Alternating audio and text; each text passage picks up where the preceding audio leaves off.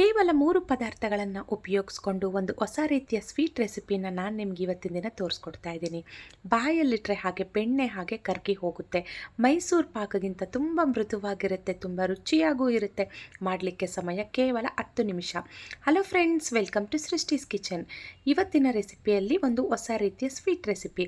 ಮೊದಲಿಗೆ ಸ್ಟವ್ ಮೇಲೆ ಒಂದು ಪ್ಯಾನನ್ನು ಇಟ್ಟು ಇದಕ್ಕೆ ನಾನು ಒಂದು ಅರ್ಧ ಕಪ್ಪಷ್ಟು ತುಪ್ಪವನ್ನು ಸೇರಿಸ್ಕೊಳ್ತಾ ಇದ್ದೀನಿ. ತುಪ್ಪ ಚೆನ್ನಾಗಿ ಕಾದ ನಂತರ ಇದಕ್ಕೆ 1 ಕಪ್ಪಷ್ಟು ಗೋಧಿ ಹಿಟ್ಟನ್ನು ನಾನು ತೆಗೆದುಕೊಳ್ತಾ ಇದ್ದೀನಿ. ನೋಡಿ, ಈ ಕಪ್ಪಲ್ಲಿ 1 ಕಪ್ಪಷ್ಟು ಗೋಧಿ ಹಿಟ್ಟು. ಈಗ ಸ್ಟವ್ ಕಡಿಮೆ ಹುರಿಯಲ್ಲಿಟ್ಕೊಂಡು ತುಪ್ಪದಲ್ಲಿ ಗೋಧಿ ಹಿಟ್ಟನ್ನು ನೀವು ಚೆನ್ನಾಗಿ ಹುರ್ಕೋಬೇಕಾಗತ್ತೆ. ಸ್ಟವ್ ಕಡಿಮೆ ಹುರಿಯಲ್ಲಿಟ್ಕೊಂಡೇ ನೀವು ಮಾಡ್ಕೋಬೇಕು. ಈ ರೀತಿ ತುಪ್ಪದಲ್ಲಿ ಚೆನ್ನಾಗಿ ಗೋಧಿ ಹಿಟ್ಟನ್ನು ಹುರ್ಕೊಳ್ಳುವಾಗ ಒಳ್ಳೆ ಘಮ ಬರಲಿಕ್ಕೆ ಶುರುವಾಗುತ್ತೆ. ನೋಡಿ, ಈ ರೀತಿಯಾಗಿ ಬಬಲ್ಸ್ ಬರಲಿಕ್ಕೆ ಶುರುವಾಗುತ್ತೆ. ಆಗ ನಮಗೆ ಇಲ್ಲಿ ಗೋಧಿ ಹಿಟ್ಟನ್ನು ಚೆನ್ನಾಗಿ ಹುರ್ಕೊಂಡಿದ್ದೀವಿ ಅಂತ ಗೊತ್ತಾಗುತ್ತೆ. ಈಗ ಸ್ಟವ್ ಆಫ್ ಮಾಡ್ಕೊಳ್ಳಿ. ಸ್ಟವ್ ಆಫ್ ಮಾಡಿಕೊಂಡು ಇದೊಂದು ಸ್ವಲ್ಪ ತಣ್ಣಗಾಗಲಿಕ್ಕೆ ಬಿಡಿ. ತಣ್ಣಗಾದಮೇಲೆ ನೋಡಿ, ಈ ರೀತಿಯಾಗಿ ಬದಲಾಗುತ್ತೆ. ಈಗ ಯಾವ ಕಪ್ಪಲ್ಲಿ ಗೋಧಿ ಹಿಟ್ಟನ್ನು ತೆಗೆದುಕೊಂಡಿದ್ವೋ ಅದೇ ಕಪ್ಪಲ್ಲಿ ಕಾದು ತಣ್ಣಗಾದ ಹಾಲು 1 ಕಪ್ಪಷ್ಟು ಸೇರಿಸ್ಕೊಳ್ತಾ ಇದ್ದೀನಿ. ಈಗ ಇದನ್ನೆಲ್ಲ ಚೆನ್ನಾಗಿ ಮಿಕ್ಸ್ ಮಾಡ್ಕೊಳ್ಳಿ. ಗೋಧಿ ಹಿಟ್ಟು ಹಾಲನ್ನು ಚೆನ್ನಾಗಿ ಎಳ್ಕೊಂಡು ಈ ರೀತಿ ಡ್ರೈ ಆಗ್ತಾ ಬರುತ್ತೆ ನಾವು ಕಲಸೋವಾಗ. ಈ ರೀತಿ ಪೂರ್ತಿ ಡ್ರೈ ಆದಮೇಲೆ ಈಗ ಪುನಃ ಒಂದು ಅರ್ಧ ಕಪ್ಪಷ್ಟು ಹಾಲನ್ನು ಸೇರಿಸ್ಕೊಳ್ಳಿ. ಸ್ಟವ್ ಆನಲ್ಲಿಲ್ಲ, ಈಗ ಆಫ್ ಮಾಡ್ಕೊಂಡಿದ್ದೀನಿ. ಈಗ ಇದನ್ನೆಲ್ಲ ಚೆನ್ನಾಗಿ ಈ ರೀತಿಯಾಗಿ ಬೆರೆಸ್ಕೊಳ್ಳಿ. ಪುನಃ ಗೋಧಿ ಹಿಟ್ಟು ಹಾಲನ್ನೆಲ್ಲ ಎಳ್ಕೊಂಡು ಈ ರೀತಿ ಸಾಫ್ಟ್ ಆಗಲಿಕ್ಕೆ ಶುರುವಾಗುತ್ತೆ. ನೋಡಿ, ಈ ರೀತಿಯಾಗಿ ಆಗುತ್ತೆ. ಈ ರೀತಿ ಮಾಡಿ ಇದನ್ನು ಪಕ್ಕಕ್ಕಿಟ್ಕೊಳ್ಳಿ.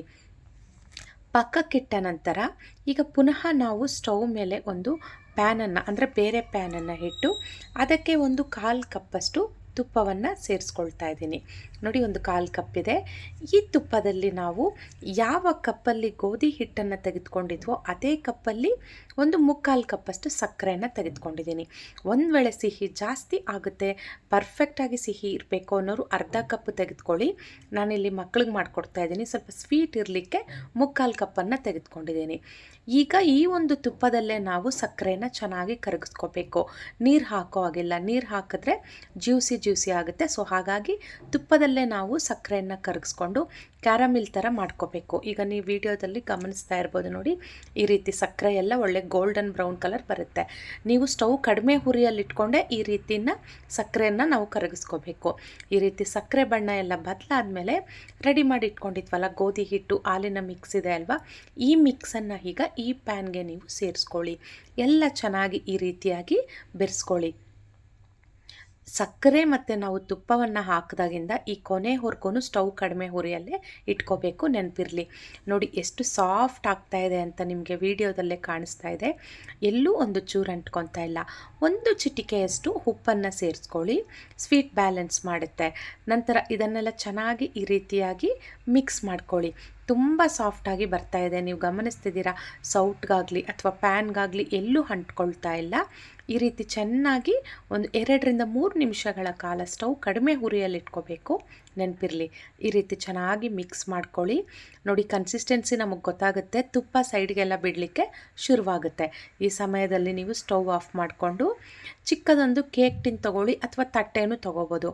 ಇದಕ್ಕೆ ಅಡಿಯಲ್ಲಿ ಒಂದು ಸ್ವಲ್ಪ ತುಪ್ಪವನ್ನು ಸವರ್ಕೊಂಡು ನಿಮಗಿಷ್ಟ ಆಗಿರೋವಂಥ ಡ್ರೈ ಫ್ರೂಟ್ಸ್ನ ನೀವು ಸೇರಿಸ್ಕೊಳ್ಳಿ. ನಾನಿಲ್ಲಿ ಒಂದು ಸ್ವಲ್ಪ ಬಾದಾಮಿ ಹಾಗೆ ಒಂದು ಸ್ವಲ್ಪ ಪಿಸ್ತಾವನ್ನು ಸೇರಿಸ್ಕೊಳ್ತಾ ಇದ್ದೀನಿ. ಈಗ ಇದಕ್ಕೆ ರೆಡಿ ಮಾಡಿ ಇಟ್ಕೊಂಡಿರೋವಂಥ ಸ್ವೀಟ್ ಇದೆ ಅಲ್ವಾ, ಅದನ್ನು ಹಾಕ್ಕೊಳ್ಳಿ. ಚಿಕ್ಕದೊಂದು ಅಗಲವಾಗಿರೋ ತಟ್ಟೆ ಆದರೂ ತೊಗೋಬೋದು ಅಥವಾ ಈ ರೀತಿಯಾಗಿ ಕೇಕ್ ಟಿನ್ ಆದ್ರೂ ತೊಗೋಬೋದು ನೀವು. ಈಗ ಇದಕ್ಕೆ ಚೆನ್ನಾಗಿ ಆ ಸ್ವೀಟನ್ನೆಲ್ಲ ಹಾಕಿ ಸ್ಪ್ರೆಡ್ ಮಾಡ್ಕೊಳ್ಳಿ. ಎಲ್ಲ ಒಂದೇ ಅಳತೆಯಲ್ಲಿ ಬರೋ ಥರ ಈ ರೀತಿಯಾಗಿ ಚೆನ್ನಾಗಿ ಸೌಟಿಂದ ಅಥವಾ ಚಿಕ್ಕದೊಂದು ಕಪ್ಪಿಂದ ಈ ರೀತಿ ಸಮವಾಗಿ ಮಾಡಿಕೊಂಡು ಇದು ಪೂರ್ತಿ ತಣ್ಣಗಾಗಲಿಕ್ಕೆ ಬಿಟ್ಬಿಡಿ. ಪೂರ್ತಿ ತಣ್ಣಗಾದಮೇಲೆ ಇದನ್ನು ಒಂದು ತಟ್ಟೆಗೆ ತೆಗೆದುಕೊಳ್ಳೋಣ. ತುಂಬ ಈಸಿಯಾಗೆ ಬಂದುಬಿಡುತ್ತೆ, ಯಾಕಂದರೆ ನಾವು ಅಡಿಯಲ್ಲಿ ಸ್ವಲ್ಪ ತುಪ್ಪ ಹಾಕಿದ್ದೀವಲ್ಲ, ಹಾಗಾಗಿ ಎಲ್ಲೂ ಕಚ್ಕೊಳ್ಳೋದಿಲ್ಲ. ಈ ರೀತಿಯಾಗಿ ತುಂಬ ಸುಲಭವಾಗಿ ಬಂದುಬಿಡುತ್ತೆ.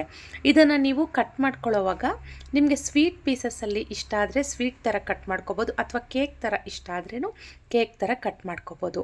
ತುಂಬ ಮೃದುವಾಗಿರುತ್ತೆ, ತುಂಬ ರುಚಿಯಾಗೂ ಇರುತ್ತೆ. ಹಾಗೆ ನಾವು ಗೋಧಿ ಹಿಟ್ಟಲ್ಲಿ ಮಾಡಿರೋದ್ರಿಂದ ನಮ್ಮ ಆರೋಗ್ಯಕ್ಕೂ ಸಹ ತುಂಬ ಒಳ್ಳೆಯದು.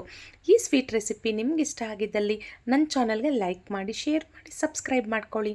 Thanks for watching.